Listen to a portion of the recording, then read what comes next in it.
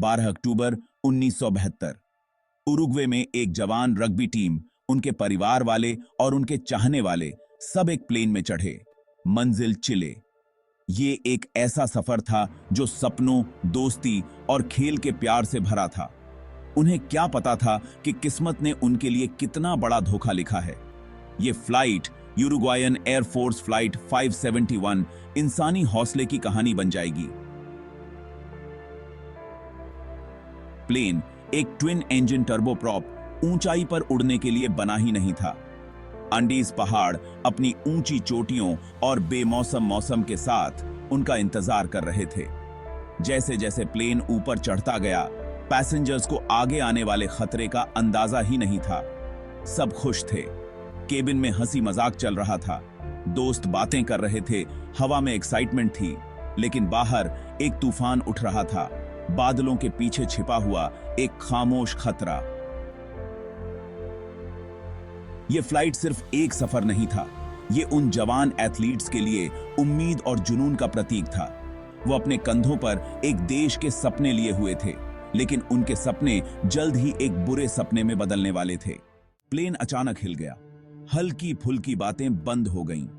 डर फैल गया जब टर्बुलेंस ने प्लेन को बुरी तरह हिला दिया। अचानक एक जोरदार धमाका हुआ। प्लेन एक पहाड़ की चोटी से टकराया। उसके पंख टूट गए। कभी गर्व से उड़ने वाला प्लेन अब टूटा हुआ था। जो लोग इस भयानक हादसे में बच गए, उनके लिए एक नई जंग शुरू हो चुकी थी। वो जिंदा थे, लेकिन मुश्किल से। टूटे हुए विमान के अंदर फंसे हुए बचे हुए लोगों को एक भयानक हकीकत का सामना करना पड़ा। ठंड बेरहम थी, उनकी हड्डियों तक चुभ रही थी। खाना कम था, पानी उससे भी कम। चोटें उन्हें सता रही थीं, टूटी हड्डियां, गहरे घाव और हर समय इन्फेक्शन का खतरा मंडरा रहा था। पतली पहाड़ी हवा में हर सांस लेना एक संघर्ष था। एंडीज पहाड़ों की विशालता ने उन्हें घेर लिया था। एक बर्फीला रेगिस्तान जहां तक नजर जा सकती थी फैला हुआ था।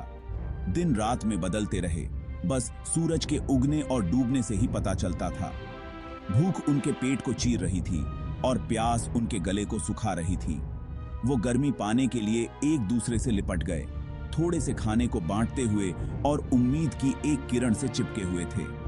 दुर्घटना ने कई जिंदगियां छीन ली थीं, जिनमें पायलट भी शामिल थे। वो बिना नेता के थे, खोए हुए थे और नामुमकिन हालात का सामना कर रहे थे। फिर भी इंसानी आत्मा, हालांकि टूटी हुई, हार मानने को तैयार नहीं थी।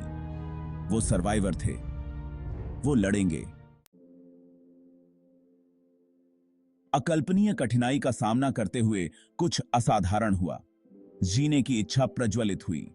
उन्होंने मलबे को खंगाला, अपने अस्तित्व में सहायता के लिए बेसब्री से कुछ भी खोज रहे थे। सीटों को फाड़ दिया गया, इंसुलेशन को कपड़ों के रूप में पुनः प्रस्तुत किया गया। भोजन का हर टुकड़ा, पानी की हर बूंद अनमोल हो गई। उन्होंने धातु के कंटेनरों का उपयोग करके बर्फ पिघलाई। उनके हाथ उस आग की कालिख से काले हो गए जिसे वे जलाने में कामयाब रहे। अराजकता से नेतृत्व उभरा। नंदो पेराडो, अपने परिवार के विचार से प्रेरित एक युवक, ने हार मानने से इनकार कर दिया। रॉबर्टो कैनेसा, एक मेडिकल छात्र, ने अपने सीमित ज्ञान का उपयोग घायलों की देखभाल के लिए किया। उन्होंने अपने अल्प खाद्य आपूर्ति को राशन दिया। जब तक मानवीय रूप से संभव हो सके उन्हें बाहर निकाला। वे जानते थे कि उनका अस्तित्व एकता, संसाधनशीलता और अटूट दृढ़ संकल्प पर निर्भर करता है। वे एक दूसरे से चिपके रहे और वे आशा से चिपके रहे। जैसे जैसे दिन हफ्तों में बदलते गए, उनकी स्थिति की भयानक सच्चाई सामने आने लगी। उनके शरीर भूख से तड़प रहे थे, अपनी सीमा के करीब थे। अल्प राशन समाप्त हो गया था। मृत्यु, जो कभी दूर का भूत थी, अब बड़ी हो गई थी। यह तब था जब उन्हें एक असंभव निर्णय का सामना करना पड़ा, एक ऐसा विकल्प जिसे किसी को कभी नहीं करना चाहिए। जीवित रहने के लिए उन्हें मृतक के मांस का सेवन करना पड़ा।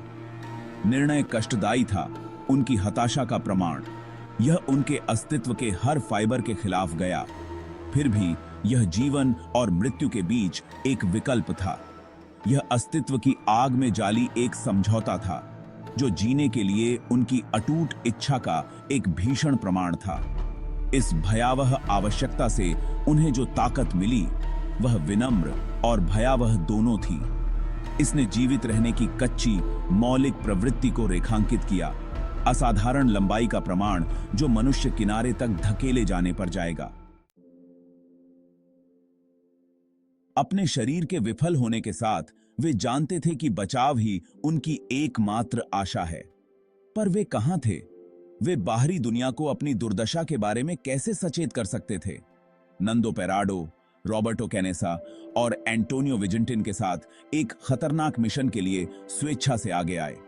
वे मदद पाने के लिए केवल फीकी आशा और हाथ से खींचे गए नक्शे से लैस विश्वासघाती पहाड़ों को पार करते हुए चले जाएंगे। उनकी यात्रा मानवीय धीरज का प्रमाण थी। उन्होंने ठंडे तापमान, विश्वासघाती इलाके और भूख की निरंतर पीड़ा से लड़ाई लड़ी। उनके शरीर, जो पहले से ही सीमा तक धकेले जा चुके थे, थकावट से त्रस्त थे।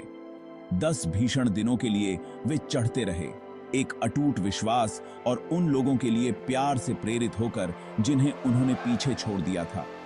उन्होंने विश्वासघाती चोटियों को मापा, बर्फीली नदियों को पार किया और अंधाधुंध बर्फ के तूफानों के माध्यम से नेविगेट किया। हर कदम दुर्गम बाधाओं के खिलाफ एक जीत थी। 22 दिसंबर को एक अरसे बाद एक चमत्कार हुआ। नंदो, रॉबर्टो और एंटोनियो एक सुदूर घाटी में अपने झुंड की रखवाली कर रहे एक चरवाहे पर ठोकर मार गए। उनकी परीक्षा आखिरकार खत्म होने वाली थी। उनके बचने की खबर जंगल की आग की तरह फैल गई। दुनिया ने विस्मय और अविश्वास में देखा। हेलीकॉप्टरों को रवाना किया गया। उनके रोटर पतली पहाड़ी हवा में घूम रहे थे, जो मोक्ष का वादा कर रहे थे। मलबे के अंदर घिरे बचे हुए लोग, कमजोर लेकिन जीवित, एक ऐसी आवाज सुनी जिसने उनकी आशा को फिर से जगा दिया। हेलीकॉप्टर के ब्लेड की आवाज, एक ऐसी आवाज जो उन्होंने सोचा भी नहीं था कि वे फिर से सुनेंगे। राहत ने उन्हें अपनी चपेट में ले लिया। खुशी के आंसू पिछले 72 दिनों की कड़वी यादों के साथ मिल गए। एक एक करके उन्हें उनकी बर्फीली जेल से एक ऐसी दुनिया में वापस ले जाया गया जिसने उनके खोने का शोक मनाया था। वे बच गए थे। तमाम बाधाओं के खिलाफ वे टिके रहे थे।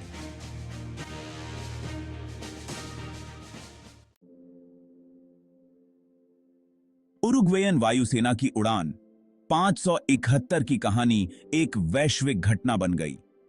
दुनिया उनके लचीलेपन, उनके साहस और जीने की उनकी अटूट इच्छा शक्ति पर चकित थी। 72 दिनों तक उन्होंने न केवल तत्वों से बल्कि मानवीय धीरज की सीमाओं से भी लड़ाई लड़ी थी। उनकी कहानी त्रासदी, आतंक और अंततः विजय का मिश्रण जीवन के सभी क्षेत्रों के लोगों के साथ गूंजती रही। वे नायकों के रूप में घर लौटे, हमेशा के लिए अपने साझा अनुभव से बंधे रहे। उनकी कहानी इतिहास में हमेशा के लिए अंकित उस अदम्य भावना की याद दिलाती है जो हम सभी के भीतर रहती है। उनकी परीक्षा के शारीरिक और भावनात्मक निशान गहरे थे। बचे लोगों को ठीक होने के लिए एक लंबी और कठिन यात्रा का सामना करना पड़ा। उन्होंने उत्तरजीवी के अपराध बोध, अपने अनुभव के मनोवैज्ञानिक आघात और एक ऐसी दुनिया में फिर से एकीकृत होने की चुनौतियों से जूझ रहे थे जो अब परिचित और अजीब दोनों लग रही थी। फिर भी उनकी भावना अटूट रही। उन्होंने एक दूसरे में एकांत पाया, एंडीज के क्रूजिबल में जाली अटूट बंधन से ताकत हासिल की। के पूर्ण जीवन जीने के लिए चले गए। उनके अनुभवों ने उनके दृष्टिकोण को आकार दिया और दुनिया में बदलाव लाने की उनकी इच्छा को बढ़ावा दिया। कुछ ने अपना जीवन दूसरों की मदद करने, अपनी कहानी साझा करने और अनगिनत व्यक्तियों को प्रेरित करने के लिए समर्पित कर दिया। उरुग्वेयन वायुसेना की उड़ान 571 की कहानी मानव भावना के लचीलेपन का प्रमाण है। यह साहस, दृढ़ संकल्प और आशा की शक्ति की कहानी है, यहां तक कि अकल्पनीय निराशा का सामना करने पर भी। उनका अस्तित्व एक प्रकाश स्तंभ के रूप में कार्य करता है, जो हमें याद दिलाता है कि सबसे अंधेरे समय में भी मानव भावना सहन कर सकती है। यह एक ऐसी कहानी है जो सीमाओं और भाषाओं को पार करती है, जो जीवित होने के वास्तविक अर्थ के साथ प्रतिध्वनित होती है। एंडीज ने भले ही उनकी सीमाओं का परीक्षण किया हो, लेकिन इसने उनके असली चरित्र को भी प्रकट किया। वे हमेशा के लिए बदल गए मलबे से उभरे। प्रतिकूलता से उनकी आत्माएं शांत हुईं। उनके दिल जीवन के अनमोल उपहार के लिए कृतज्ञता से भर गए। उनकी कहानी मानव भावना की स्थायी शक्ति का प्रमाण है, लचीलापन की विरासत जो आने वाली पीढ़ियों को प्रेरित करती रहती है।